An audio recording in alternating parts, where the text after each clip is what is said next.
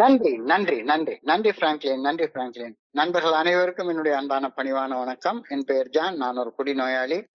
இயலாமல இறைவனோட அருளாலையும் தோழமையில இணைந்து செயல்படுவதால் நான் பெற்றுக்கொள்ளக்கூடிய அனுபவம், தெம்பு, நம்பிக்கையாலையும் இன்னைக்கு ஒரே ஒரு நாள் நான் குடிக்கல, தெளிவா, மன நிறைவா, அமைதியா வாழ என்னாலான எல்லா முயற்சிகளையும் செய்து கொண்டிருக்கின்றேன். நண்பர் பிராங்க்லின் குறிப்பிட்டது போல கோயம்புத்தூர் ஒருங்கிணைப்பு குழு மனசாட்சியின் தீர்மானத்தின் அடிப்படையில நாம ராத்திரி டெய்லி நடத்திட்டு இருக்கிற இந்த இரவு ஆன்லைன் மீட்டிங்ல 24 மணித்துளிகள் ஒரு நாள், 24 hours a day அப்படின்ற புத்தகத்துல இருந்து ஒவ்வொரு நாளும் ஒவ்வொரு பக்கமாக எடுத்து வாசிச்சு விளக்கம் பார்த்து கலந்தாய்வு செய்து இந்த கூட்டத்தை நடத்தி கொண்டிருக்கின்றோம். அதன் தொடர்ச்சியாக இன்றைக்கு நாம் அடைஞ்சிருக்கிற பக்கம் ஜூன் மாதம் 7ஆம் தேதி. முதல்ல அந்த ஜூன் மாதம் 7ஆம் தேதி வழங்கப்பட்டிருக்கிற சிந்தனையை வாசிச்சுட்டு அதற்கு அப்புறமாக அந்த சிந்தனைக்கான விளக்கத்தை பார்த்து கலந்தாய்வு செய்து கூட்டத்தை நிறைவு செய்து கொள்வோம். சோ இந்த ஜூன் 7 சிந்தனையை வாசிக்கிறதற்கு நண்பர் பிராங்க்லின் அவர்கள் அன்போட பணிவோடு அழைக்கிறேன். Over to you Franklin. June 7. Thank you. 24 மணித்துளிகள் ஒரு நாள். நாள் சிந்தனை ஜூன் 7. தோழமையின் இன்றைய சிந்தனை. குடிநோய் வளரும் தன்மையுடைய நோய். சமுதாயத்துடன் இணைந்திருக்க சாதாரணமாக குடித்தல், பிரச்சனைகளை ஏற்படுமாறு குடித்தல், குடித்துக் கொண்டே இருத்தல், மேற்சொன்ன மூன்று நிலை குடிகளையும் நாம் கடந்து வந்துள்ளோம். மருத்துவமனைகளிலும் சிறைச்சாலைகளிலும் இறுதியாக அடைக்கப்பட்டு இருந்தோம். நமது வீடு, குடும்பம், சுயமரியாதை ஆகியவற்றை இழந்து போயிருந்தோம். ஆம், குடிநோய் வளரும் தன்மையுடையது. அதற்கு 3 முடிவுகளே உண்டு. மனநல மருத்துவமனை, சவக்கிடங்கு, முற்றிலும் குடியிலிருந்து விலகி வாழ்தல். முற்றிலும் முதல் குடியிலிருந்து விலகி வாழ்வதை நான் தேர்வு செய்கிறேனா? இன்றைக்கான தியானம். நான் ஒரு புதிய வாழ்வை வாழ்வது மட்டுமல்ல, அருளிலும் ஆற்றலிலும் அழகிலும் நான் வளரலாம். இறையருட் பேராற்றலுக்குரிய விஷயங்களில் முன்னோக்கியும் மேல் நோக்கியும் நான் முன்னேற வேண்டும். மிருகங்கள் வாழும் உலகில் மிருகங்கள் கூட தாங்கள் உண்ண விரும்பும் உணவிற்காகவும் அதை அடைவதற்காகவும் தங்கள் வடிவங்களை மாற்றி வாழ முற்படுகின்றன. இறையருட் பேராற்றலுக்கு உரியவற்றை தேடி மேல் நோக்கும் போது என் குணம் முழுமையாக மாற்றமடைகிறது. அழகிற்காக, அன்பிற்காக, உண்மைக்காக, தூய்மைக்காக, பொதுநலத்திற்காக எனது குணங்கள் மாற வேண்டும். இறையருட் பேராற்றலுக்குரிய இந்த விஷயங்களை நான் தேடி அடையும் பொழுது எனது இயல்பு முழுமையும் மாற்றமடைகிறது. அபரிமிதமான வாழ்வின் அற்புதங்களை நான் பெற்று மகிழ்கிறேன். இன்றைக்கான பிரார்த்தனை. முன்னோக்கியும் மேல் நோக்கியும் நான் முன்னேற வேண்டும் என வேண்டுகிறேன். இறையருட் பேராற்றலுக்கு உரியவற்றை நான் அடைவதால் என் குணம் முழுமையாக மாற வேண்டும் எனவும் வேண்டுகிறேன். நன்றி. நன்றி, நன்றி, நன்றி, நன்றி பிராங்க்லின், நன்றி பிராங்க்லின். நண்பர்களுக்கு மீண்டும் ஒரு முறை என்னுடைய அன்பான பணிவான வணக்கங்களை தெரிவித்துக் கொள்றேன். என் பெயர் ஜான். நான் ஒரு குடிநோயாளி. எல்லாம் வல்ல இறைவனோட அருளாலையும் தோழமையில இணைந்து செயல்படுவதால் நான் பெற்றுக்கொள்ளக்கூடிய அனுபவம், தெம்பு, நம்பிக்கையாலையும் இன்னைக்கு ஒரே ஒரு நாள் நான் குடிக்கல, தெளிவாக, மன நிறைவாக, அமைதியாக வாழ என்னாலான எல்லா முயற்சிகளையும் செய்து கொண்டிருக்கின்றேன். தோழமையில நாம எல்லாருமே நம்ம பேரை சொல்லி நம்மள ஒரு குடிநோயாளி அப்படின்னு அறிமுகப்படுத்திக் கொள்றோம். இப்ப கூட 2 தடவை என்னை நானே குடிநோயாளி அப்படின்னு சொல்லிக்கிட்டேன். குடிநோயாளி, நான் குடிநோயால் பாதிக்கப்பட்டவன், நான் ஒரு குடிநோயாளி அப்படின்னு ஒப்புக்கொள்ளும் போது நான் என்ன செய்யறேன்? நான் குடிநோயின் பல மாற்ற முடியாத தன்மைகளையும் மனப்பக்குவத்தோடு ஒப்புக்கொள்றேன்னு தானே அர்த்தம். நான் ஒரு நோயால பாதிக்கப்பட்டிருக்கேன் அப்படின்னா அந்த நோயின் தன்மைகள் எல்லாம் என்கிட்ட இருக்கு அப்படின்னு தான் நான் ஒப்புக்கொள்றேன். நான் ஒரு குடிநோயாளி அப்படின்னு சொல்ற நேரத்துல அந்த குடிநோயின் மாற்ற முடியாத தன்மைகளை மனப்பக்குவத்தோடு ஏற்றுக்கொண்டு அதுக்கப்புறம் தான் நான் ஒரு குடிநோயாளி என்ற மாற்ற முடியாத உண்மைய மனசார ஒப்புக்கொள்றேன். அதான் உண்மை. எல்லா மீட்டிங்ல நம்ம எல்லாரும் அதுதானே செய்யறோம். குடிநோய் ஒரு குணப்படுத்த முடியாத ஒரு நோய். இந்த குணப்படுத்த முடியாத ஒரு நோய் அப்படின்றது நாளைக்கு சிந்தனையில கொடுக்கப்பட்டிருக்காங்க. It is an progress. இது குணப்படுத்த முடியாத ஒரு நோய். குடிநோய் அந்த குடிநோயாளியை மட்டும் பாதிக்கிறது இல்ல, அந்த குடிநோயாளியை சுத்தி வாழக்கூடிய எல்லா மக்களையும், மனிதர்களையும் பாதிக்குது. அதனாலதான் இந்த குடிநோய ஒரு குடும்ப நோய், ஃபேமிலி டிசீஸ்ன்னு சொல்றோம். ஒரு முறை குடிநோயாளி வாழ்நாள் முழுமைக்கும் குடிநோயாளி அப்படின்ற கருத்தையும் நாம ஒப்புக்கொள்றோம். இப்ப நான் ஒரு குடிநோயாளின்னு சொல்றப்ப இந்த குடிநோயின் தன்மைகள்ல எல்லாத்தையும் சேர்த்துதான் நான் ஒப்புக்கொள்றேன். இப்போ இன்றைக்கு நம்ம சிந்தனைக்கு கொடுக்கப்பட்டிருக்கிற ஒரு செய்தி வந்து, குடிநோய் என்பது குடிநோயுடைய மாற்ற முடியாத தன்மைகள்ல ஒன்று வந்து, குடிநோய் என்பது வளரும் தன்மையுடைய ஒரு நோய். Alcoholism is a progressive illness.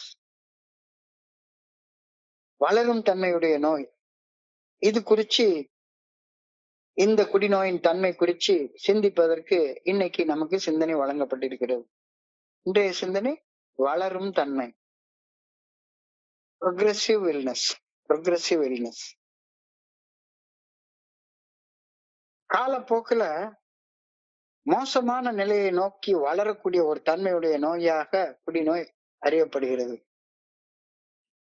Alcoholism worsens in time. in time. நம்மளால வந்து கட்டுப்படுத்தி குடிக்க முடியாது. இது ரிசர்ச்சால ப்ரூவ் பண்ணப்பட்ட ஒண்ணு. குடிக்கலனாலும் குடிநோய் நம்மளுக்குள்ளார வளர்ந்துட்டே இருக்கு. இந்த கருத்து வந்து புரிந்து கொள்ள முடியாத ஒரு கருத்து.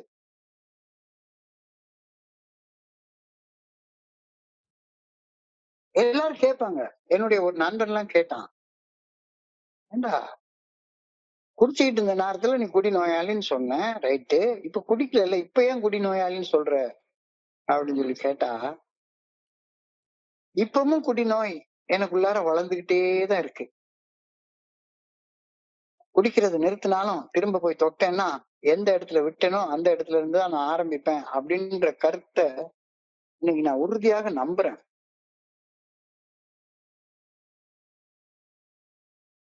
அதாவது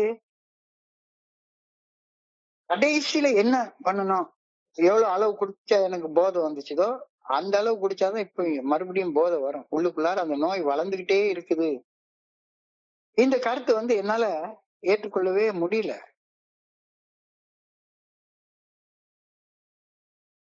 ஆனா ஏய தோழமையில திரும்ப திரும்ப திரும்ப திரும்ப இந்த உண்மையை நாம ஒப்புக்கொண்டதுனால இன்னைக்கு நான் உறுதியாக நம்புறேன்.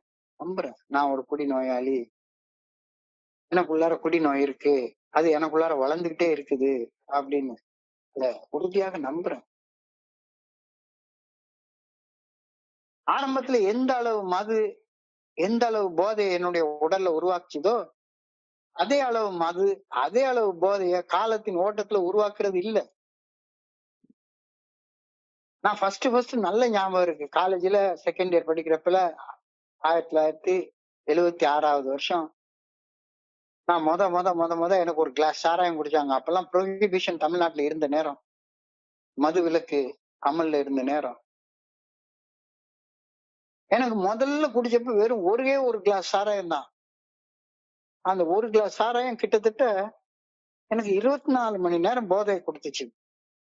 வெறும் ஒரே ஒரு கிளாஸ் சாராயம் தான் 24 மணி நேரம் போதையை குடிச்சு. ஆனா அந்த ஒரு கிளாஸ் சாராயம் குடிச்ச அந்த போதைய ஒரு மாசம் கழிச்சு குடிக்கிறப்ப கூட ஒரு அரை கிளாஸ் சாராயம் தேவைப்பட்டுச்சு. போக போக போக போக அந்த தேவைப்படுற அளவு அதிகரிச்சுக்கிட்டே போச்சு. கடைசி காலகட்டத்துல எல்லாம் எவ்வளவு குடிச்சாலும் எனக்கு பத்தல. அந்த லெவலுக்கு போயிடுச்சு, வளர்ந்து போய் நின்றுச்சு. Uncontrollable physical, mental and social decline. குடிச்சு குடிச்சு குடிச்சு குடிச்சு கீழ்நிலைக்கு போறத என்னால கண்ட்ரோல் பண்ணவே முடியல. மது குடிக்கிற அளவு அதிகரிக்க அதிகரிக்க பிசிக்கல் உடல் நல கேடுகள் கொஞ்சம் கொஞ்சமா வளர்ந்துகிட்டே போகும். மது அருந்த வேண்டும் என்ற அந்த மன வெறி கட்டுக்கடங்காமல் வளர்ந்து கொண்டே போகும். சமுதாயத்துல குடிநோயாளிகளுக்கு உருவாகக்கூடிய அசிங்கம், அவமானம், அவப்பெயர் இதுவும் வளர்ந்துகிட்டே போகும். குடிநோயை குணப்படுத்துறதுக்கு நான் உரிய நேரத்துல நடவடிக்கை எடுக்காத பட்சத்துல உடல் அளவுல மது அருந்தும் அளவு அதிகரிச்சுக்கிட்டே போறதுனால கடுமையான மது சார்பு நிலை, டிபெண்டன்ஸ் ஆன் ஆல்கஹால், அது உண்டாயிரும்.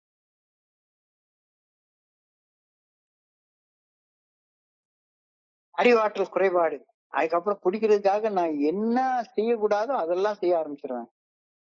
அறிவாற்றல் குறைபாடு, விட்டாலும் பரவாயில்ல அப்படின்னு குடிக்கிற அளவுக்கு போயிடுவேன். அந்த அளவுக்கு ஒரு மோசமான நிலைமைக்கு நோய் வளர்ந்துட்டே இருக்கும். காக்னிட்டிவ் இம்பேர்மெண்ட் அப்படின்னு சொல்றாங்க, அறிவாற்றல் சிதைவு. எல்லாருக்கும் வயசானதான் ஞாபக மறதி வரும். ஆனா 39 வயசுல எனக்கு குடிச்சிட்டு என்ன செஞ்சோன்றதே ஞாபகத்திலே இருக்காது. அறிவாற்றல் சிதைவு என்பது சம வயது மனிதர்களுக்கு இருக்கும் நினைவாற்றல், என்னுடைய சம வயதுல இருக்கிற மனிதர்களுக்கு இருக்கக்கூடிய அந்த நினைவு எனக்கு கொஞ்சம் கொஞ்சமா குறைஞ்சிக்கிட்டே வரும். பிளாக் அவுட்ஸ் உருவாகக்கூடிய நிகழ்வுகள் அதிகரிச்சுக்கிட்டே போகும். முதுமை நிலையில எல்லாருக்கும் பிரெயின் செல்ஸ் எல்லாம் கொஞ்சம் கொஞ்சமா இறக்க நினைவிழப்பு உருவாகும். ஆனா குடிக்க என்னுடைய பிரெயின் செல்ஸ் கொஞ்சம் கொஞ்சமா இறந்து சின்ன வயசுலயே அந்த நினைவிழப்பு எனக்கு வர ஆரம்பிச்சிடும். நினைவாற்றல் இழப்பு, மனக்குழப்பம், மன அழுத்தம், அன்றாட பணிகள் செய்வதில் சிரமம் மற்றும் மனநிலை மாற்றத்தை இது உருவாக்குது. ஸோ இது ரொம்ப மோசமான ஒரு விஷயம். ரொம்ப மோசமான ஒரு விஷயம். இப்போ குடிக்கிறத நாளே யாருமே குடி நோயாளி ஆயிடுறது இல்ல. ஃபர்ஸ்ட் நாள் குடிச்ச அன்னைக்கே எல்லாரும் குடி நோயாளிகள் ஆயிடுறது இல்ல. இந்த குடி நோயாளிகள் எல்லாமே ஒரு 3 நிலைகளை கடந்துதான் வந்திருப்பாங்க. 3 நிலைகளை கடந்து வந்திருப்பாங்க. First social drinking, pre alcoholic ஸ்டேஜ்னு சொல்றாங்க. 2வது ட்ரபிள் ட்ரிங்கிங், மிட் ஆல்கஹாலிக் ஸ்டேஜ்னு சொல்றாங்க. 3வது ஆல்கஹாலிக் ட்ரிங்கிங், முடிஞ்சு போச்சு, எண்ட் ஆல்கஹாலிக் ஸ்டேஜ். இந்த 3 நிலைகளை எல்லாரும் கடந்து வந்திருப்பாங்க. சமுதாயத்துல எல்லாரும் குடிச்சு ஏற்படுற போதை சுகமா இருக்குதுன்னு சொல்றாங்களே, எனக்கு முதல் நாள் மது குடிக்கிற அன்னைக்கு அது என்ன செய்யும்னு எனக்கு தெரியாதுல்ல.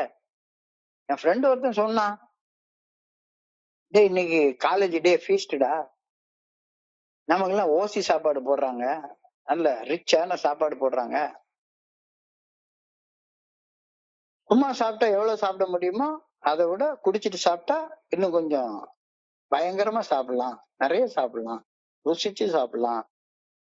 இன்னைக்கு சாயங்காலம் நம்ம முரப்பஹால் ஆடிட்டோரியத்துல ஒரு சினிமா போடுறாங்க, அன்னைக்கு எங்க வீட்டு பிள்ளை படம் போடுறாங்க. நம்ம சாதாரணமா அந்த படத்தை பார்த்தா என்ன மாதிரி ரசிச்சு பார்ப்போமோ அதை விட 2 மடங்கு ஜாலியா ரசிச்சு பார்க்கலாம், நல்லா டயர்டாகி நல்லா தூங்கலாம்.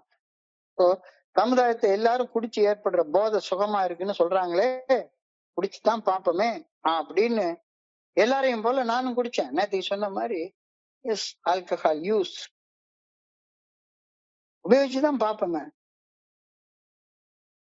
எல்லாரும் சொல்றாங்க ஆம்பளைன்னா குடிக்கணும் அப்படின்னு சொல்றாங்களே, நம்ம ஆம்பளை தானே, குடிச்சு பார்ப்போமே அப்படின்ற ஒரு வகையான ஈர்ப்புனால, அது சமுதாயத்துல எல்லாரும் சொல்றாங்களே அப்படின்னு சமுதாயத்தோட சேர்ந்து குடிக்கிறது, social drinking. Pre alcoholic stage, அது ஒரு குடிநோயாளிக்கு அது ப்ரீ ஆல்கஹாலிக் ஸ்டேஜ். எல்லாருமே குடிக்கிற அன்னைக்கே குடிநோயாளி ஆயிர போறாங்க. அது சோசியல் ட்ரிங்கிங். எல்லாரையும் பார்த்து எல்லாரையும் போல நானும் குடிச்சேன். இது என்னுடைய குடிநோயுடைய ஆரம்ப நிலை. நிச்சயமா நான் குடிச்ச மறுநாளே குடிநோயாளி எல்லாம் ஆயிடுறேன். முதல் நாள் குடிச்சதுக்கு அப்புறமா நான் ஒரு மாசம் குடிக்கவே இல்லை. இது மது அருந்தக்கூடிய பழக்கம் ஆரம்பமாகக்கூடிய நிலை. இந்த நிலையோட குடிக்கிறத நிறுத்தி இருந்தா எனக்கு பிரச்சனை இருந்திருக்காது. இன்க்ரீஸ்ட் டாலரன்ஸ்னு சொல்றாங்க. இன்க்ரீஸ் டாலரன்ஸ், அதிகரித்த சகிப்புத்தன்மை மற்றும் கட்டுப்பாட்டை இழக்கக்கூடிய நிலை உருவாகிறப்ப குடிப்பது அடுத்த நிலைக்கு வளருது. ட்ரபிள் ட்ரிங்கிங், பிரச்சனையை உருவாக்கக்கூடிய குடிக்கிற அளவு அதிகமாகுது. பாட்டில் அடிச்சா வந்த போதை ஒரு குவார்டரும் ஒரு கட்டிங்கும் போட்டா வர ஆரம்பிச்சது. குவார்டரும் ஒரு கட்டிங்கும் போட்டா வர்ற போதை ஆஃப் அடிச்சாதான் வருது. ஸோ இது உடல் மன நோய்களை உள்ளுக்குள்ளார உருவாக்க ஆரம்பிக்குது. இப்ப பிரச்சனை ஆரம்பிக்குது, ட்ரபிள் ஷூட்டிங். இத மிட் ஆல்கஹாலிக் ட்ரிங்கிங் சொல்றாங்க. இரண்டாம் கட்ட நிலை அப்படின்னு சொல்றாங்க. இறுதி நிலை குடிநோயாளியாக மாறிய பிறகு அழுந்தக்கூடிய அந்த மது அருந்தும் பழக்க கோளாறு அல்லது ஆல்கஹாலிசம் அல்லது குடிநோய் அப்படின்னு அழைக்கப்படுகிறது. அதாவது முழுசா மாறிட்ட சந்திரமுகிய பார் அப்படின்னு ஒரு படத்துல ஒரு டயலாக் சொல்லுவாங்க. முத்துன நிலை. என்ன பண்ணினாலும் அதை பண்ண முடியாது. ஸோ ஃபர்ஸ்ட் ஸ்டேஜ் வந்து மதுவுடன் சமுதாயமயமாகுதல், சோசியல் ட்ரிங்க். இந்த நிலையில சமூகத்துல சுகமாக இருக்க மதுவால பிரச்சனையை சமாளிக்கக்கூடிய உக்தியாக ட்ரிங்கிங் as a கோப்பிங் மெக்கானிசம்னு சொல்லுவாங்க. பிரச்சனை வருது, கொஞ்ச நாளைக்கு தூக்கம் வரல, நிறைய வேலை செஞ்சிருக்கோம், உடல்லாம் அசதியா இருக்கு, கொஞ்ச நேரம் கொஞ்சம் கட்டிங்க போட்டு படுத்து தூக்கம் வரும் அப்படின்ற கோப்பிங் மெக்கானிசமாக ட்ரிங்க் உபயோகிக்க ஆரம்பிக்கிறோம். போதை பரவசமா இருந்தது. பரவச நிலையை திரும்ப திரும்ப அடைய மது தேவைப்பட ஆரம்பிச்சது. மது அருந்தும் செயல் மது அருந்தக்கூடிய பழக்கமாக மாறிச்சுது, ஒரு ஹேபிட்டா மாறிச்சுது. இது ஃபர்ஸ்ட் ஸ்டேஜ். செகண்ட் ஸ்டேஜ் நடுத்தர நிலை, chronic illness, chronic alcoholic usage, நாட்பட்ட பாதிப்பு. கிரானிக் என்றால் நாட்பட்ட பாதிப்பு. குடிப்பழக்கம் தவிர்க்க முடியாத ஒரு அங்கமாக மாறுது. கண்டிப்பாக குடிச்சே தீரணும். அதிகரித்த நுகர்வு, இன்க்ரீஸ் கன்சம்ஷன் அப்படின்னு சொல்றாங்க. லாஸ் ஆஃப் கண்ட்ரோல், கட்டுப்பாடே இல்ல. பாட்டில திறக்க தெரியும், ஆனா மூட தெரியாது. குடிக்கவே மாட்டேன்னு சொல்லிட்டு போவேன், ஆனா ஈஸியா ப்ராமிஸ உடைச்சிட்டு, வாக்குறுதிகளை உடைச்சிட்டு குடிக்க ஆரம்பிச்சிருவேன். பொய் சொல்ல ஆரம்பிக்கிறது. மது குடிக்கிறதுக்கு எப்படியாவது பணம் ஈட்ட வேண்டும் அப்படின்ற அதிதீவிர மன வெறி, மன கிளர்ச்சி, மன எழுச்சி உருவாகிறது. கடமைகளை புறக்கணிப்பது, இன்க்ரீஸ்ட் ஹேங் ஓவர், அடுத்த நாள் காலையில போதையில நிறைய எலும்ப ஆரம்பிக்குது. இது வந்து நடுத்தர நாள்பட்ட மது அருந்துதலுடைய விளைவு, செகண்ட் ஸ்டேஜ். தேர்ட் ஸ்டேஜ் இறுதி நிலை, ஆல்கஹால் டிபெண்டன்சி. உடம்பு ஆல்கஹால் இல்லாம இருக்காது, அவ்வளவுதான். ஆல்கஹால் டிபெண்டன்சி உடல், மனம், உணர்வு மற்றும் சமூக ரீதியாக சீர்குலைக்கப்படுதல், ஒட்டு மொத்தமா ஒண்ணுமே இல்லாம பண்ணிடுறது. பிசிக்கல் டிபெண்டன்சி, அந்த பிசிக்கல் டிபெண்டன்சி தான் அலர்ஜி அப்படின்னு சொல்றோம். பிசிக்கல் கிரேவிங், உடல் அளவிலான ஏக்கம்ன்றது மனசுல இல்ல, கொஞ்சோண்டு ஒரு குடிச்சிட்டா போதும். அந்த கொஞ்சோண்டு மது உடம்புக்குள்ளார போயிடுச்சுன்னா உடம்பு வந்து கிரேவ் பண்ண ஆரம்பிச்சிடும். பிசிக்கல் கிரேவிங், பிசிக்கல் டிபெண்டன்சி, அதான் பிசிக்கல் அலர்ஜின்னு சொல்றாங்க. இது நோயுடைய அந்த தேர்ட் ஸ்டேஜ்ல உருவாகக்கூடிய நிலை, பிசிக்கல் அலர்ஜி. கடுமையான பின் விளைவுகள், சிவியர் கான்சிக்வன்சஸ். ஒவ்வொரு நாளும் எல்லாத்தையும் அதை அடிச்சு தீத்துரும். பணம் இருக்காது, உறவுகள் இருக்காது, தனிமை உண்டாக்கிறோம். Severe consequences, total loss of control. இந்த third stage total loss of control, ஒண்ணுமே இருக்காது. குடிக்கிறது தவிர வேற சிந்தனையே மண்டைக்குள்ளார இருக்காது. குடிக்கிறது நிறுத்திட்டா அந்த வித்ட்ராயல் சிம்டம், விலகல் அறிகுறிகள்னு சொல்றாங்க. குடிக்கிறது நிறுத்திட்டா உடனே கை கால் நடுங்க ஆரம்பிக்கும், ஒரு மாதிரி உளர ஆரம்பிக்கும், கோபமா வரும், பயமா வரும், சந்தேகமா வரும், பாக்குறவனு கண்டெல்லாம் பொறாமையா வரும். ஸோ எல்லாம் வித்ட்ராயல் சிம்டம். கை கால் நடுக்கும், ஜெரிஞ்சு விடுறது, ஆத்திரப்படுறது, எதையாவது போட்டு உடைக்கிறது. So third stage complete alcohol dependency. இந்த மூணாவது ஸ்டேஜுக்கு வந்துட்டா நிச்சயமாக நம்மளை கொண்டு நிச்சயமா நிறைய உடல் வியாதிகள் வர ஆரம்பிச்சிடும். லிவர், நரம்பு தளர்ச்சி, மஞ்ச காமால, அது இதுன்னு நிறைய தேர்ட் ஸ்டேஜ்ல நோய்கள் நிறைய வந்துடும். அடிக்கடி டாக்டரை போய் பார்க்க வேண்டிய அவசியம் உண்டாயிரும். இந்த தேர்ட் ஸ்டேஜ் வந்து அது அடிக்கடி என்னமாச்சும் ஒண்ணு பண்ணி பணம் திருட ஆரம்பிப்போம். நல்ல வேளை நான்லாம் வீட்டுல திருடுறதோட நிறுத்திக்கிட்டேன். வெளியே எங்கேயாச்சும் ஆபீஸ் பணத்துல கையை வச்சிருந்தேன்னா புடிச்சு கொண்டு போலீஸ் ஸ்டேஷன்ல நிறுத்திப்பாங்க. அப்ப அடிக்கடி டாக்டர்கிட்ட போறது, அடிக்கடி போலீஸ் ஸ்டேஷனுக்கு போறது, அடிக்கடி ஜெயிலுக்கு போறது. So we are led to hospitals and jails. இது தேர்ட் ஸ்டேஜ்ல நடக்கக்கூடிய விஷயம். தேர்ட் ஸ்டேஜில் நடக்கக்கூடிய இன்னொரு விஷயம், ஒரு நல்ல நண்பன் கூட இருக்க மாட்டான். நல்ல நண்பர்களின் நல்ல மனிதர்களின் நட்பை இழப்பது, யூஸ்வலி இந்த விவாகரத்தாயிரும். குடும்ப உறவை இழப்பது, விவாகரத்தாயிறது, பண விரயம், கொஞ்சத்துக்கு நேரம் இல்லாம கடன் மேல கடன், கடன் மேல கடனை, கடனை வாங்கிடுறது. கடன்காரன் யா என்ன சத்தம் போட்டாலும் சரிதான், எரும மாட்டு மேல மழை பெஞ்ச மாதிரி அப்படியே சொரணை இல்லாம நின்றுட்டு இருக்கிறது. சுயமரியாதை இழப்பு. We eventually lose our நம்மளுடைய மதிப்பு மரியாதை எல்லாத்தையும் இழக்கிறோம். குடும்பத்தை இழக்கிறோம், நம்முடைய செல்ஃப் ரெஸ்பெக்ட் இழக்கிறோம், எல்லாத்தையும் மான மரியாதை எல்லாமே போயிடுச்சு. Alcohol is the best eraser. Is the best eraser. எல்லாத்தையும் இழத்துறோம், உறிஞ்சு எடுத்துரும். கொஞ்ச காலத்துக்கு முன்னால எனக்கு ரொம்ப சிரிப்பா வந்த ஒரு ஜோக் வரும். ஒருத்தன் வந்து ஒரு டாக்டர்கிட்ட போய் கேட்பான், டாக்டர் டாக்டர் இந்த பிராந்தி குடிச்சா சளி போயிடும்னு சொல்றாங்களா, அது உண்மையா அப்படின்னு சொல்லி ஒரு டாக்டர்கிட்ட கேட்பான். ஒரு லேடி டாக்டர்கிட்ட. அந்த லேடி டாக்டர் அப்படியே மேல எங்களையும் பார்த்துட்டு சொல்லுவாங்க, இந்த சளி குடிச்சா பணம் போச்சு, பொண்டாட்டி போயிட்டா, வீடு போச்சு, படிப்பு போச்சு, உத்தியோகம் போச்சு, மானம் போச்சு, மரியாதை போச்சு, இத்தினூண்டு சளி போகாதாடா, கொடாங்கிட்டு அறிவு இருக்கு அவனுக்கு, என்ன கேள்வி வந்து கேக்குற அப்படின்னு சொல்லி டாக்டர்கிட்ட வந்து இவன் கேட்பான், பிராந்தி குடிச்சா சளி போயிருமான்னு. ஆல்கஹால் எல்லாத்தையும் போக்கடிச்சிடும், எல்லாத்தையும் போக்கடிச்சிடும். மானத்தை போக்கடிச்சிடும், மரியாதையை போக்கடிச்சிடும், பொண்டாட்டியை போக்கடிச்சிடும், வேலையை போக்கடிச்சிடும், பணத்தை போக்கடிச்சிடும், வீட்டை போக்கடிச்சிடும். ஒண்ணுமே இருக்காது கடைசியா. We eventually lose our homes, families and our self-respect. எல்லாவற்றையும் விட மது அருந்துறதுதான் டாப் மோஸ்ட் ப்ரையாரிட்டியா தோணுது. எல்லாத்த விட குடிக்கணும் குடிக்கணும் குடிக்கணும் குடிக்கணும், அதை தவிர ஒரு ஒண்ணுமே தோணாத நிலை. அதைத்தான் ப்ரோக்ரெசிவ் இல்னஸ் சொல்றாங்க. எல்லாரும் இந்த 1வது ஸ்டேஜோட நிறுத்திக்கிட்டு 2வது ஸ்டேஜ் வந்தா பொழைச்சிக்கிட்டு 3வது ஸ்டேஜ்லயாச்சும் எண்ட் ஸ்டேஜ். அது எண்ட் ஸ்டேஜ்ல ரொம்ப கிரானிக் இல்னஸ் ஆயிடுச்சுன்னா கஷ்டம். இப்ப இவ்வளத்தையும் கேட்டதுக்கு அப்புறமா நீங்க ஒத்துக்கிறீங்களா, குடி நோய் வளரும் தன்மையுடைய நோய், அதனது ஆரம்பத்திற்கு எப்படி 3 வளர்ச்சி நிலைகள் உள்ளதோ அதே மாதிரி அதனுடைய முடிவுக்கு 3 நிலை இருக்குன்னு சொல்லியிருக்காங்க. குடிநோய் முடிவுக்கு வரணும்னா 3 வழிதான்.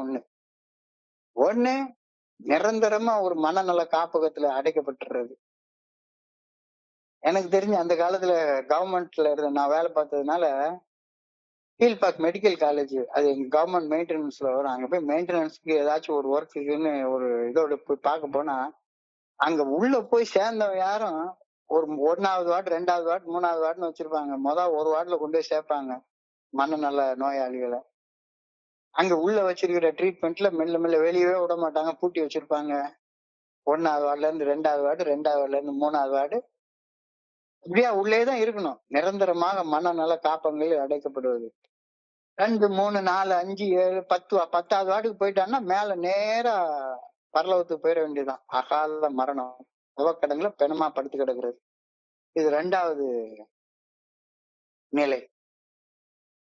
இல்லைன்னா 3வது நிலை நம்ம சொல்ற நிலை, முழுமையாக மதுவை விலக்கி வைத்து மன தெளிவோட வாழ்றது. ஒரு நாள் அடிப்படையில் டோட்டல் அப்ஸ்டினன்ஸ். குடிநோய்க்கு ஒரே ஒரு தீர்வு டோட்டல் அப்ஸ்டினன்ஸ். வேற கட்டுப்படுத்துறது அந்த கதையே இங்க கிடையாது.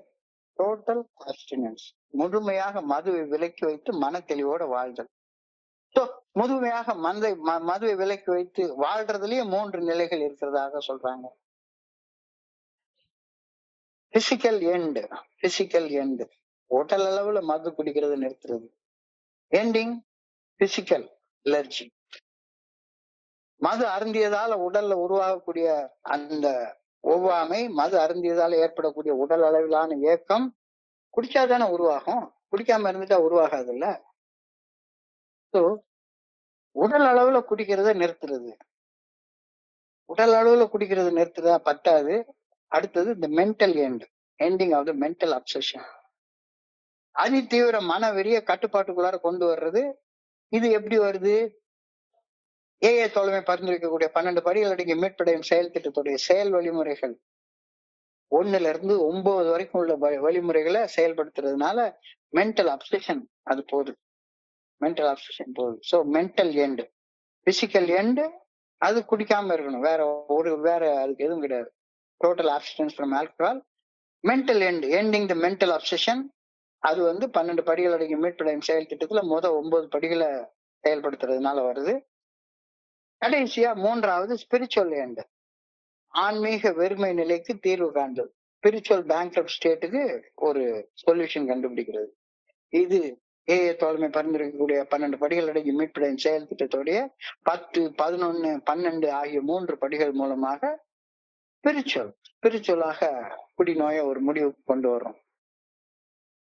ரொம்ப அழகாக சொல்லியிருக்காங்க. அந்த நோய் எல்லாருமே முதல்ல சோசியல் ட்ரிங்கரா தான் ஆரம்பிப்பாங்க. அதுக்கப்புறமா 2வது ஸ்டேஜுக்கு போய் குடிப்பழக்கம் தவிர்க்க முடியாத ஒரு விஷயமாகி இன்க்ரீஸ் டாலரன்ஸ் ஆகி குவார்டர் பாட்டில் குடிக்கிறது ஹாஃப் ஆகி, ஹாஃப் முக்கால் ஆகி, முக்கால் ஃபுல் ஆகி இருக்கிறது. கடைசி ஸ்டேஜ் பிசிக்கல் டிபெண்டன்சி, கடுமையான பின் விளைவுகள், முழுமையான total loss of control, withdrawal. விடவும் முடியாது. விட்டா உடனே கையெல்லாம் நடுங்கும். குவார்டர் பாட்டில போட்டா தான் சரியாகும். So withdrawal. இது எப்படி வளருது? கிளியரா இந்த 3 ஸ்டேஜ்ல வளருது. இந்த 3 ஸ்டேஜ்ல வளர்றது 3 ஸ்டேஜ்ல தான் நிக்கும். எப்படி நிக்கும்? ஒண்ணு, நிரந்தரமா நம்மள போய் ஒரு மனநல காப்பகத்திலே ஒரு ஜெயிலே அடைச்சிருவாங்க. அதனால நின்னு போகும். இல்ல மரணத்தோட எல்லாமே முடிஞ்சு போயிடும். ஒரு அகால மரணம். தவக்கிடங்க போய் பெருமை படுத்திருக்கிறது. 3வது டோட்டல் ஆப்ஸ்டினன்ஸ், மதுவை முழுமையா விலைக்கு வச்சு வாழ்றது. மதுவை முழுமையா விலைக்கு வச்சு வாழ்றதுக்கு மது உடல் அளவுல குடிக்கிறத நிறுத்தணும். மனதளவுல மது குடிக்கணும்ன்ற மன வெறியை எடுத்துடணும். மன வெறியை எடுத்தது மட்டும் பத்தாது. ஆன்மீக வெறுமை நிலைய இருந்து ஆன்மீக முழுமை நிலைக்கு நாம முன்னேறி போனோம். Will I choose not to take the first drink and end the physical, mental and spiritual malady? மோசம் செய்யும் முதல் கோப்பை மது அருந்துவதிலிருந்து விலகி இருந்து என்னுடைய உடல் மன ஆன்மீக பாதிப்புகளை முடிவுக்கு கொண்டு வர தீர்மானிக்கின்றேனா? இது ப்ரொக்ரெசிவ் வெல்னஸ் உள்ள கிடந்து வளர்ந்துகிட்டே கிடக்குது. இத ஒரு முடிவுக்கு கொண்டு வந்தே ஆகணும். So will I choose to, அதாவது மோசம் செய்யக்கூடிய முதல் குடியை பிடிக்கிறதுல இருந்து விலகி இருந்து என்னுடைய அந்த உடல் மன ஆன்மீக பிரச்சனைய ஒரு முடிவுக்கு கொண்டு வர நான் தீர்மானம் பண்றேனா? இல்ல இன்னும் தீர்மானிக்கல, என்னால முடியல. உடல் அளவுல குடிக்காம இருக்கேன், ஆனா மனசளவுலயும் ஆன்மீக லெவல்லயும் என்னால முடியல அப்படின்னு நினைச்சேன்னா இன்னைக்கு தியானத்துக்கு கடந்து போகும். அப்ப இன்னைக்கு தியானத்துடைய முதல் வரி ரொம்ப அழகா சொல்லுது. You can not only live a new sober life, but you can also grow in grace and power and beauty அப்படின்னு ஒரு வார்த்தை சொல்றாங்க. எப்படி குடி நோய் வளரும் தன்மை உடையதோ, குடி நோயின் பாதிப்புகள்ல இருந்து மீட்படைவதும் வளரும் தன்மையுடையது. ஏஏ தோழமை பரிந்துரைக்கக்கூடிய 12 படிகள் அடங்கிய மீட்படையும் செயல் திட்டத்துல முதல் அடியில அடி எடுத்து வைத்து விட்டா போதும். முதல் அடியில அடி எடுத்து வச்சுட்டா போதும். மீட்பு வர ஆரம்பிச்சிடும். அப்புறம் அந்த மீட்புல நீ வளர ஆரம்பிக்கலாம். அந்த மீட்பு ஒண்ணு அருளிலும் ஆற்றலிலும் அழகிலும் வளர வைக்கக்கூடிய தன்மை உடையது. இப்படி குடி நோய் வளரும் தன்மை உடையதோ அதே மாதிரி குடிநோயின் பாதிப்புகள்ல இருந்து மீட்படைவதும் வளரும் தன்மையுடையது. அதாவது அழகா பில் அப்படி சொல்லுவாரு. willingness is the key. willingness is the key. சாவி கையில கிடைச்சாச்சு, கதவு பூட்டி கிடக்குது, சாவியை கையில வச்சிருக்க, திறக்க வேண்டியதானே? சாவிய அந்த திறவுகோல் அந்த பூட்டுல வச்சாலே போதும், திறந்துக்கும். அது ஒன்ஸ் திறந்துருச்சுதானா அது எவ்வளவு அகலமா வேணாலும் நீ திறந்துக்கலாம். சோ எப்படி குடிநோய் வளரும் தன்மையுடையதோ அதே மாதிரி குடிநோயின் பாதிப்புகள்ல இருந்து மீண்டு வர்றதும் வளரும் தன்மையுடையது. சோ இறையருள் பேராற்றின் நல்ல ஒழுங்கான வழிகாட்டுதல் மனசாட்சியின் மூலமாக வெளிப்படுத்தப்படுகின்றது என்ற மறை உண்மையை உறுதியாக நம்பி மனசாட்சி உறுத்தும் செயல்களை செய்யாமலும் மனசாட்சி சரி என சொல்லும் செயல்களை செய்தும் பணிவுடன் வாழும்போது நீ ரெக்கவரியில வளர ஆரம்பிக்கிற. எப்படி நோயில வளர்றது கீழே போச்சுட்டே இருந்துச்சு, அடிமட்டத்தை நோக்கி கீழே இறங்கிட்டே இருந்த. ஆனா ஒண்ணும் செய்ய வேண்டாம், மனசாட்சி உறுத்துற செயலை செய்யாத, மனசாட்சி தருகின்ற செயலை செய்ய. கடவுளுடைய நல்ல ஒழுங்கான வழிகாட்டுதல் மனசாட்சியின் மூலமாக வெளிப்படுத்தப்படுகிறது அப்படின்றத உறுதியாக நம்பி மனசாட்சிக்கு பணிந்து செயல்பட ஆரம்பி. நீ ரெக்கவரியில வளர ஆரம்பிப்ப. ஒரே சின்ன வார்த்தையில போட்டிருக்காங்க, reach ever forward and upward after the things of the spirit. இறையருள் பேராற்றல், அந்த இறையருள் பேராற்றல் காட்டக்கூடிய நல்ல ஒழுங்கான வழிகாட்டுதல்ல நீ அடியை எடுத்து வச்சுட்டேன்னா போதும், ஒரு அடியை தூக்கி மேல வை, 1வது படியில வை, ஆட்டோமேட்டிக்கா அடுத்த கால் 2வது படிக்கு போகும். 2வது படியில அடி எடுத்து வச்சு ஊனு, ஆட்டோமேட்டிக்கா இந்த கால் 3வது படிக்கு போகும். ஒரு ஸ்டெப்ல ஏறிட்டேன்னா ஆட்டோமேட்டிக்கா அது இன்னொரு ஸ்டெப்புக்கு ஒண்ணு ஏத்தி விட்டுரும். So reach ever forward and upward after the things of the spirit. நோக்கமுள்ள வளர்ச்சி அப்படின்னு சொல்றாங்க, இன்டென்ஷனல் growth. குடிக்கிற காலத்துல இன்டென்ஷனல் ஃபாலிங் டவுன், இன்டென்ஷனல் வீழ்ச்சி. கீழே போகணும்னு வேணுக்குன்னே குடிச்சு கீழே போயிட்டு இருந்தோம். ஸோ இன்டென்ஷனல் வீழ்ச்சி இன்டென்ஷனல் வளர்ச்சியாக மாற்றி அமைக்கப்பட வேண்டும். ரெண்டுமே வளர்ச்சி தான், ஆனா ஒண்ணு நெகட்டிவ் டைரக்ஷன்ல, ஒண்ணு பாசிட்டிவ் டைரக்ஷன்ல. குடிநோயும் வளரும் தன்மையுடைய நோய், அதே மாதிரி குடிநோயின் பாதிப்புகள் இருந்து மீட்படைவதும் வளரும் தன்மையுடையது. ஒரே நாள்ல எல்லாரும் கடவுளாக எல்லாம் மாறிட முடியாது. எப்படி நம்ம குடிச்ச அன்னைக்கே நான் குடிநோயாளியா மாறலையோ, அதே மாதிரி குடிக்கிறத நிறுத்தின அன்னைக்கே நான் முழுக்க அப்படியே ஆன்மீக விழிப்புணர்வு நிலையெல்லாம் அடைஞ்சிட மாட்டேன். ஆனா நோக்கமுள்ள வளர்ச்சி பாதையில, இன்டென்ஷனல் growthங்கிற பாதையில நான் பயணிக்க ஆரம்பிப்பேன். அந்த பயணிக்க ஆரம்பிக்கிறதுக்கு நான் என்ன பண்ணணும்? மெட்டீரியலுக்கு முன்னாதான் ஆன்மீகத்தை கொண்டாந்து வைக்கணும். குதிரையை வச்சு வண்டியை வச்சு குதிரை இழுக்க நினைக்காத. ஸோ ஆன்மீகத்துக்கு முன்னுரிமை கொடு, ப்ரையாரிட்டைஸ் ஸ்பிரிச்சுவல். இறையருள் பேராற்றலை சார்ந்து வாழ ஆரம்பிக்க மனசாட்சியுடைய நல்ல ஒழுங்கான வழிகாட்டுதலை பணிந்து செயல்படு. ஒருத்தர செயலை செய்யாத, மனசாட்சி சரின்ற செயலை சொல்ற செயலை செய்யாம இருக்காத. ஸோ இறையருள் பேராற்றலை சார்ந்து வாழ்தல், depending on the good orderly direction of the God expressed through your conscience. என்ன சிறு ஈடுபாடு, ஒரு நாள் அடிப்படையில் இதுக்கு எண்டே கிடையாது. ஆனா வாழ்க்கை மேல மேல மேல மேல வளர்ந்துகிட்டே இருக்கும். எப்படி குடிநோய் வளரும் தன்மையுடையதோ, குடிநோயுடைய பாதிப்புல இருந்து மீட்படைகிறதும் வளரும் தன்மையுடையது. தொடர்ச்சியான முன்னேற்றம், கான்ஸ்டன்ட் ப்ரோக்ரஸ். பழைய வழிகளை விட்டு நம்பிக்கையின் புதிய வழியை தழுவிக்கொண்டு உன்னத அழைப்பை ஏற்று முன்னேறுதல், மேலே எழும்புதல், அப்வர்ட் growth. இத தியானிக்க சொல்லி, கவனத்தை குறிச்சு தியானிக்க சொல்லி சொல்றாங்க. எஸ், முதல்ல சிந்தனையில சொல்லிட்டாங்க, நீ ஒத்துக்கோ குடிநோய் வளரும் தன்மையுடையது. எந்த திசையில வளரும்? நெகட்டிவ் டைரக்ஷன்ல வளரக்கூடிய தன்மையுடைய நோய். அதே மாதிரி தியானத்துல என்ன சொல்லிட்டாங்க? குடிநோய் பாதிப்புகள்ல இருந்து மீட்படைகிறது வளரும் தன்மையுடையது, ஆனால் பாசிட்டிவ் டைரக்ஷன்ல வளரும். மிருகங்கள் வாழக்கூடிய காட்டு உலகுல உயிரினங்கள் உயிர் வாழ தேவைப்படும் உணர்வு ஆதாரங்களை அணுகுவதற்காக சிறப்பு வாய்ந்த உடல் வடிவங்களை உருவாக்கி கொள்கின்றன. ஒவ்வொரு மிருகத்துக்கும் ஒரு வகையான வடிவம் இருக்கு. ஒரு மீன் கொத்தி பறவையாகட்டும், ஒரு கழுகாகட்டும், எல்லா மிருகங்களுக்கும் அதுகளுடைய உணவை சாப்பிடுறதுக்கும் ஒரு பிரத்யோகமான உடல் வடிவங்கள் இருக்கு. கொக்குக்கு பார்த்தா பீக் வேற மாதிரி இருக்கு, ஒரு குருவிக்கு பார்த்தா வேற மாதிரி இருக்கு, மனுஷனுக்கு பார்த்தா வேற மாதிரி இருக்கு, ஒரு சிங்கத்துக்கு புலிக்கு வேற மாதிரி இருக்கு, ஒரு மாடுக்கு வேற மாதிரி இருக்கு. ஸோ மிருகங்கள் வாழும் காட்டு உலகில் உயிரினங்கள் உயிர் வாழ தேவைப்படும் உணவு ஆதாரங்களை அணுகுவதற்காக சிறப்பு வாய்ந்த உடல் வடிவங்களை காலத்தின் ஓட்டத்துல உருவாக்கி கொள்கின்றன. இவால்வ் ஆகிட்டே வருது. ஸோ அதிகபட்ச உணவு திறனுக்காக விலங்குகள் தங்கள் உடல் அமைப்பை அந்த உணவுக்கு பொருத்தமாக மாற்ற தலைமுறையாக எவல்யூஷன் தேவைப்படுகிறது.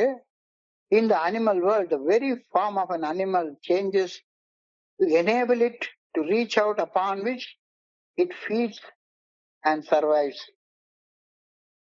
எல்லாத்துக்கும் நம்ம பார்த்தோம்னா அப்படி ஒரு படைப்பு இருக்கு. இப்போ இத போலவே நானும் உண்டு உயிர் பிழைத்து இருந்து இறையர் பேராற்றலை நோக்கி உயர்ந்து வாழ எனது தன்மையையும் மாற்றிக்கொள்ள வேண்டும். அது இவால்வ் ஆகணும். நானும் எனக்குள்ளார இருந்து இவால்வ் ஆகணும் அப்படின்ற கருத்தை இன்னைக்கு தியானத்துல சொல்றாங்க.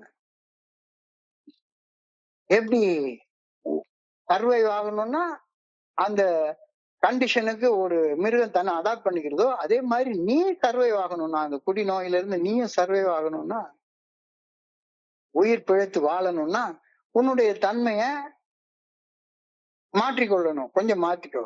My whole character changes as I reach upward for the things of the spirit. நீ இறைவனுடைய சாயல்ல உள்ள அந்த பண்புகளை விரும்பினா உன்னுடைய ஹோல் குணாதிசயமா மாறிடும். எப்படி மாறிடும்? For beauty, for love, for honesty, for purity and for unselfishness. இதுக்கெல்லாம் நேர் எதிர்மாறான ஒரு பண்புகளை தான் நான் குடிக்கிற காலத்துல வாழ்ந்துட்டு இருந்தேன். பியூட்டிக்கு நேர் எதிர்மாறாக அசிங்கம், அருவருப்பு. லவ்வுக்கு நேர் எதிர்மாறாக வெறுப்பு, ஆனஸ்டிக்கு நேர் எதிர்மாறாக பொய்மை, பியூரிட்டி தூய்மைக்கு எதிர்மாறாக நாத்தம், அன்செல்ஃபிஷ்னஸ்க்கு எதிர்மாறாக செல்ஃபிஷ்னஸ். அப்ப நான் உயிர் பிழைச்சிருக்கணும்னா இந்த என்னுடைய பழைய இயல்புகளை புதிய இயல்புகளாக மாத்தி கொள்ளணும் அப்படின்ற கருத்தை இன்னைக்கு தியானிக்க சொல்லி சொல்றாங்க. அழகு, அன்பு, ஆற்றல், நேர்மை, தூய்மை, பிறர் நலம், beauty, love, honesty, purity, unselfishness. So எப்படி ஒரு விலங்கு சர்வைவல் ஆஃப் த ஃபிட்டஸ்ட் இந்த உலகத்துல ஃபிட் ஆகி இருக்கிறதுக்கு தன்னைத்தானே அடாப்ட் பண்ணிக்கிறதோ அதே மாதிரி நீ இந்த உலகத்துல உன்னுடைய ஆல்கஹாலிசம்ன்ற நோயில இருந்து உயிர் பிழைச்சி சர்வைவ் ஆகி வாழணும் அப்படின்னா உன்னுடைய பழைய இயல்புகளை மாத்தி புதிய இயல்புகளை கொண்டு வா. அசிங்கத்தை அழகா மாத்து, வெறுப்ப அன்பா மாத்து, பொய் சொல்றது நேர்மையா மாத்து, அசிங்கத்தை பியூரா மாத்து, தன்னலத்தை பிறர் நலமாக மாத்து. Reaching after these things of the spirit, my whole nature becomes changed so that I can best receive and delight in the wonder of an abundant life. இதை மட்டும் நீ மாத்தி பாரு, இந்த வாழ்க்கையில பிறந்ததுக்கான அர்த்தம் புரியும். நான் என்ன காரணத்துக்காக இங்க படைப்புக்கு வந்தேன்றது உனக்கு புரியும். இந்த தியானத்தை அழகா சொல்றாங்க. இந்த தியானத்துடைய மைய கரு என்ன இருக்கு? எப்படி நீ ஆரம்பத்துல குடி நோயாளி ஆகணும்னு யாருமே குடிக்கல. குடி நோயாளி ஆகணும்னு யாருமே குடிக்கல. குடிச்சோம், சோசியல் ட்ரிங்கராக எல்லாரையும் போல குடிக்கணும்னு நினைச்சு குடிச்சோம். அது வளர்ந்து நம்மள குடி நோயாளி ஆக்கிருச்சு. அதே மாதிரிதான் இங்க அடியில ஸ்டெப்ல கால் எடுத்து வை, அப்புறம் நம்பு. ஆட்டோமேட்டிக்கா உனக்குள்ளார இந்த எவல்யூஷன் நடந்துரும். உன்னுடைய அசிங்கம் அழகாக மாறும், உன்னுடைய மன கசப்பு வெறுப்பு அன்பாக மாறும், பொய் பேசுற குணம் ஹானஸ்டியா மாறும், உன்னுடைய சுத்தம் தூய்மையாக மாறும், உன்னுடைய தன்னலம் பிறர் நலமாக மாறும். So reaching after these things of the spirit, பேராற்றலுடைய இந்த பண்புகளை நான் பெற்றுக்கொண்டால் my whole nature becomes changed so that I can best receive and delight in the wonders of the abundant life. இறையருள் பேராற்றலுக்கான இயல்புகள் என்ன? அழகு, அன்பு, ஆற்றல், நேர்மை, தூய்மை, பிறர் நலம். இந்த இறையருள் பேராற்றலுக்கான இயல்புகளை நான் நாடி தேடி போகும்போது என்னுடைய வாழ்ற பேட்டர்னே மாறிடுது. என்னுடைய இயல்பு முழுமையாக மாற்றம் அடையுது. எனக்காக வாழாம அடுத்தவங்களுக்காக. நீங்க எந்த ஒரு பெரிய சக்சஸ்ஃபுல் மேன, நல்ல ஒரு பெரிய டாக்டர் எடுத்துக்கொள்ளுங்களேன். அவர் என்னைக்கு பெரிய டாக்டரா மாறுவாரு? காசுக்காண்டி வைத்தியம் பண்றதை விட்டுவிட்டு மக்களுக்காக வைத்தியம் பண்ணாருன்னா பெரிய டாக்டரா மாறுவார். என்னைக்கு ஒரு ஆசிரியர் பெரிய ஆசிரியரா வருவாரு, பணம் சொல்லி கொடுத்து காசு சம்பாதிக்கிறதுக்காக உங்களுக்கு இருக்கிற வரைக்கும் அந்த ஆசிரியருக்கு பெரிய மதிப்பு இருக்காது. அடுத்தவங்களுக்காக பிற நலத்துக்காக உழைக்கிறப்ப உனக்குள்ளார ஆட்டோமேட்டிக்கா அழகு வந்துரும், அன்பு வந்துரும், ஆற்றல் வந்துரும், நேர்மை வந்துரும், தூய்மை வந்துரும், பிறர் நலம் வந்துரும். இந்த இயல்புகளை நாடி தேடி அலையும் போது என்னுடைய இயல்பு முழுமையாக மாற்றம் அடைகிறது. அபரிமிதமான வாழ்வின் அற்புதங்கள் என்னுடைய வாழ்க்கையில ஆட்டோமேட்டிக்கா வந்து சேருது. சோ வளர்ந்துகிட்டே போகுது. ஏஐல வந்த நாளே யாருமே இந்த இயல்பை அடைய முடியாது.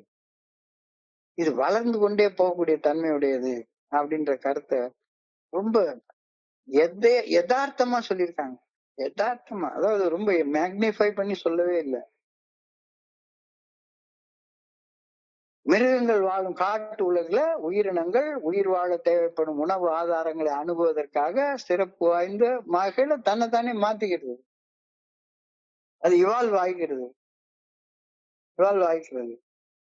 In the animal world, the very form of an animal changes to enable it to reach out upon which it feeds and survives.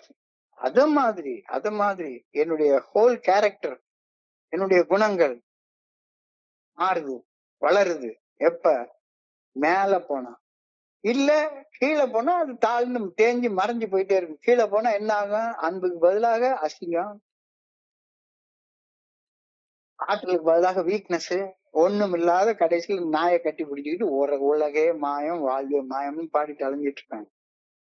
இறையருட் பேராற்றலுக்கான இயல்புகள் ஆகிய அழகு, அன்பு, ஆற்றல், நேர்மை, தூய்மை, பிறர் நலம் எனக்குள்ளார வர்றப்ப அந்த இயல்புகளை நான் நாடி தேடி அலையும் போது என்னுடைய இயல்பு முழுமையாக மாற்றம் அடைகின்றது. அபரிமிதமான வாழ்க்கையின் அற்புதங்கள் எனக்கு கிடைக்குது. நான் ஆனந்தமாக மகிழ்ச்சியோட வாழ ஆரம்பிக்கிறேன். So I pray that I may reach forward and upward. கீழே போகக்கூடாது. ஒவ்வொரு நாளும் ஒரே ஒரு இன்ச்சு மேல போகணும். அப்பதான் இந்த மேல போற வளர்ச்சியெல்லாம் சொல்லுவாங்க. ஒரு அடி ஏறுது, 2 அடி சறுக்குது அப்படின்னா நீ கீழே போயிட்டே இருப்ப. அதுக்கு ஒரு அடி ஏறுவ, 2 அடி சறுக்குவ, ஒரு அடி ஏறுவ, 2 அடி சறுக்குவ. Relatively you will be going down. ஆனா அதே நேரத்துல 2 அடி ஏறுற, சரி சாதாரணமா ஒரு அடி சறுக்குது. சறுக்கு நேரத்துல மறுபடியும் 2 அடி ஏறுற, ஒரு அடி சறுக்குது. சோ ஏற்றத்தை விட இறக்கம் கம்மியாக இருக்கும்போது நீ வளர ஆரம்பிக்கிற. ஏற்றத்தை விட இறக்கம் ஜாஸ்தியாக இருக்கும்போது நீ வீழ்ச்சி அடைகிற. அந்த வீழ்ச்சி தான் நம்ம குடிக்கிற காலத்துல நடந்துட்டு இருந்துச்சு. கொஞ்சம் கொஞ்சமா அடிமட்டத்துக்கு போயிட்டு இருந்தோம். அதே மாதிரி கொஞ்சம் கொஞ்சமா மேல் மட்டத்துக்கு போக முடியும் அப்படின்னு இன்னைக்கு தியானம் சொல்லுது. I pray that I may reach forward and upward. முன்னோக்கியும் மேல் நோக்கியும் நான் வளர வேண்டும் என ஆண்டவரை பணியோடு வேண்டிக் கொள்கின்றேன். I pray that my character may be changed by reaching upward for the things of the spirit. பேராற்றல் கூறிய பண்புகளை, என்ன பண்புகள்? அழகு, அன்பு, ஆற்றல், நேர்மை, தூய்மை, பெருநலம். அந்த பண்புகளை நான் அடைவதால் என் குணம் முழுமையாக மாற்றம் அடைய வேண்டும் என ஆண்டவரை வேண்டிக் கொள்கின்றேன் அப்படின்னு சொல்றாங்க. ரொம்ப ஒரு அழகான ஒரு சிந்தனை. இன்றைய சிந்தனைய சுருக்கமாக பார்ப்போம். எல்லாரும் நம்ம குடி நோயாளின்னு சொல்றோம். வந்த உடனே நம்ம முதல்ல எடுத்த உடனே நம்மளை அறிமுகப்படுத்தி கொள்றதே நம்ம ஒரு குடி நோயாளின்னு அறிமுகப்படுத்திக்கிறோம். குடி நோயாளின்னு அறிமுகப்படுத்தி கொள்றப்ப நம்ம குடி நோய் அப்படின்றது வளரும் தன்மையுடைய ஒரு நோய்ன்ற அந்த உண்மையையும் சேர்த்துதான் ஒப்புக்கொள்றோம். நான் ஒரு குடி நோயாளின்னு சொல்றப்ப எனக்குள்ளார குடிநோய் வளர்ந்து கொண்டே இருக்கிறது, மோசம் செய்வது முதல் குடி அப்படின்ற உண்மையை நான் ஒப்புக்கொள்றேன். அப்போ இந்த வளரும் தன்மையுடைய நோய் எப்படி வளருது? 3 நிலைகள்ல வளருதுன்னு சொல்றாங்க. First stage social drinking, second stage trouble drinking, 3வது ஸ்டேஜ் ஆல்கஹாலிக் ட்ரிங்கிங். எந்த மனுஷன் எடுத்த உடனே ஆல்கஹாலிக் ட்ரிங்கிங்ல எல்லாம் யாரும் போயிருக்க மாட்டாங்க. அப்கோர்ஸ் அது 100ல ஒரு ஆள். நாளே நான் ஒரு பாட்டில் குடிச்சேன்னு ஒரு நண்பர் பகிர்ந்து கொண்டாரு. ஆனா யாருமே நான் ஆரம்பத்துல எல்லாரும் சொல்றாங்க அதனால நான் குடிக்கிறேன் அப்படின்னு தான் குடிக்க ஆரம்பிப்பாங்க. Social drinking.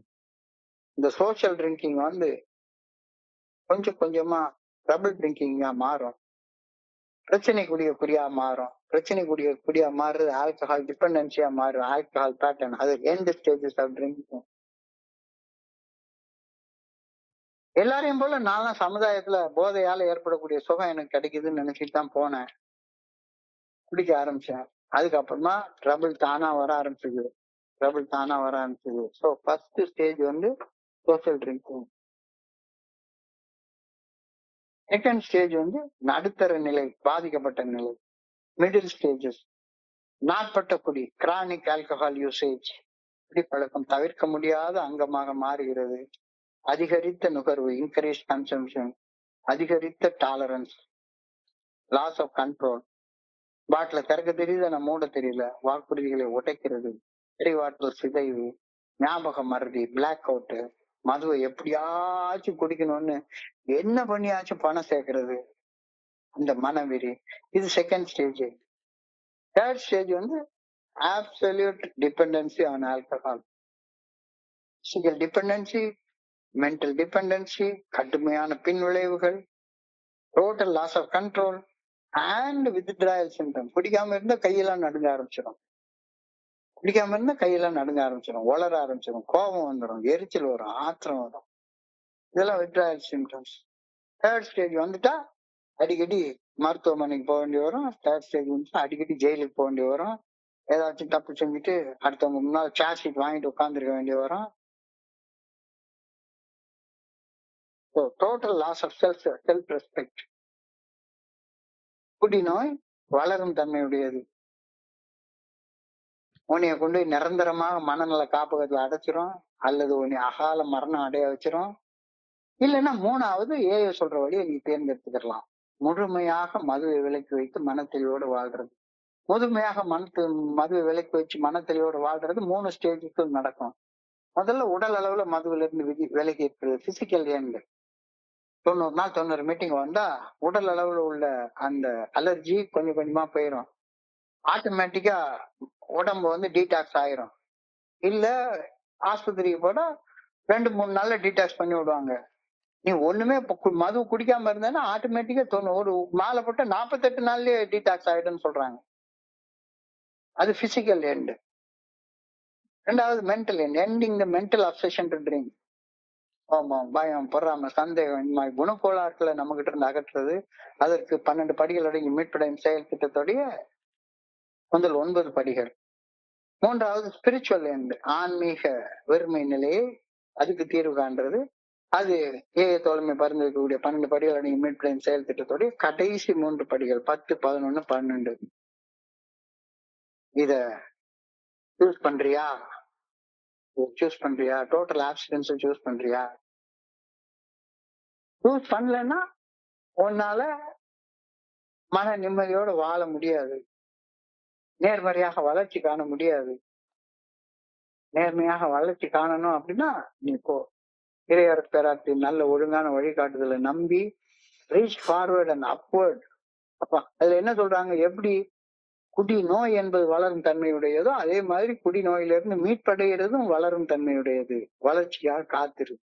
வந்து உள்ளார வந்து நெல்லு தானா வளர்ச்சி உற ஆரம்பிக்கும். பழைய வழிகளை விட்டு விட்டு நம்பிக்கையின் புதிய வழிகளை தழுவிக்கொண்டு உன்னத அழைப்பை ஏற்று முன்னால முன்னால முன்னால முன்னால மேல மேல போயிட்டே இரு. எப்படி மிருகங்கள் கூட தன்னை அடாப்ட் பண்ணிக்கிறது உயிர் வாழ்றதுக்காக, அது மாதிரி நீ உன்னை அடாப்ட் பண்ணிக்கோ. My whole character changes as I reach upward for the things of the spirit, for beauty, for love, for honesty, for purity and unselfishness. அழகு, அன்பு, ஆற்றல், நேர்மை, தூய்மை, பிறர் நலம். இந்த பண்புகளை உன்னுடைய வாழ்க்கையில நீ வச்சிட்டேன்னா, reaching after these things of the spirit, அதாவது அழகு, அன்பு, ஆற்றல், நேர்மை, தூய்மை, பிறர் நலம் ஆகிய பண்புகளை நீ தேடி கண்டுபிடிச்சிட்டேன்னா உன்னுடைய நேச்சரே மாறிடும். வளரும் தன்மை எங்க பாசிட்டிவ் டைரக்ஷன்ல வளர ஆரம்பிப்ப. 1 அடி ஏறினா 2 அடி சறுக்கிறது போக இப்ப 2 அடி ஏறினா 1 அடி சறுக்கிற லெவல்ல relatively will be going up and up and up. இறையர் பேராற்றலுக்குரிய இயல்புகள், அழகு, அன்பு, ஆற்றல், நேர்மை, தூய்மை, பிறநலம், இந்த இயல்புகளை நான் நாடி தேடி அலையும் போது என்னுடைய இயல்பு முழுமையாக மாற்றம் அடைகின்றது. அபரிமிதமான வாழ்க்கையின் அற்புதங்களை கண்டு நான் மகிழ்கின்றேன். இதுக்காக நான் வேண்டுகிறேன், முன்னோக்கி மேல் நோக்கி நான் வளர வேண்டும் என ஆண்டவமை வேண்டுகின்றேன். இறையர் பேராற்றலுக்கு உரிய பண்புகளை நான் அடைவதால் என்னுடைய குணம் முழுமையும் மாற்றம் அடைய வேண்டும் என்று ஆண்டவமை பணியோடு வேண்டிக் கொள்கின்றேன் பிரேயரோட இன்னைக்கு முடிக்கிறாங்க. சோ இன்றைய பகுதியின் சிந்தனையை படிக்கிறப்ப என் மனதை கடந்து சென்ற சிந்தனைகள் உங்களோட பகிர்ந்து கொள்ள இந்த நல்ல வாய்ப்பை உருவாக்கி கொடுத்த இந்த குழுவிற்கு என்னுடைய மிக பணிவான நன்றிகளை தெரிவித்துக் கொள்றேன். பொறுமையாக கேட்ட ஒவ்வொரு நண்பருக்கும் என்னுடைய பணிவான நன்றிகள். இந்த இரவு பொழுது நண்பர்களுக்கு இனிமையான இரவாக அமைய இறைவன பணியோடு வேண்டிக் கொள்கின்றேன். நன்றி நன்றி நன்றி நன்றி நன்றி நன்றி நன்றி. வாழ்க வையகம், வாழ்க வளமுடன். Thank you so much, thank you so much. Over to you, Franklin. Thank you.